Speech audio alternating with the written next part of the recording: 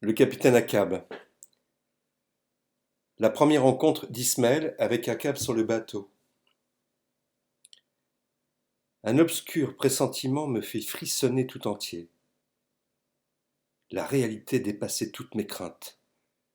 Le capitaine Achab se tenait là, planté sur le pont arrière. On eût dit à un homme qu'on vient de détacher d'un bûcher dont les flammes ont méthodiquement ravagé tous les membres, sans pourtant le consumer ni abîmer une seule particule de sa robuste substance rendue compacte par son âge. Sa haute et large figure semblait faite de bronze massif et coulée dans un moule inaltérable comme une statue.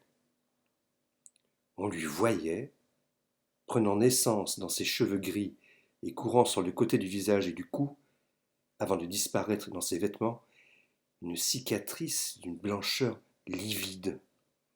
S'agissait-il d'une marque de naissance, ou bien la cicatrice d'une terrible blessure? Personne n'aurait pu le dire de manière certaine.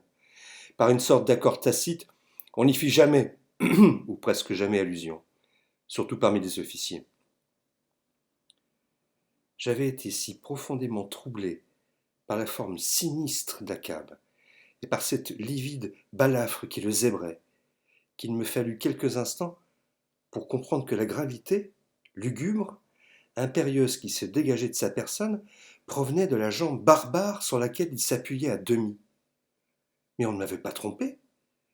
La jambe sur laquelle il s'appuyait était faite avec l'ivoire poli d'une mâchoire de cachalot, et on assurait qu'il gardait dans sa cabine plusieurs jambes de rechange, toutes semblables à celle-là.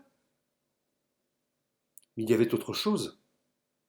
Achab le taciturne, Achab le foudroyé, tenait levé devant eux un visage de crucifié, où se lisait l'indicible dignité royale, irrésistible, d'une souffrance immense. Le capitaine Achab était hanté par le désir de tirer une éclatante vengeance de la baleine blanche. Il dormait les poings crispés et ne s'étonnait plus, lorsqu'il s'éveillait, de trouver ses ongles enfoncés jusqu'au sang dans les paumes de ses mains.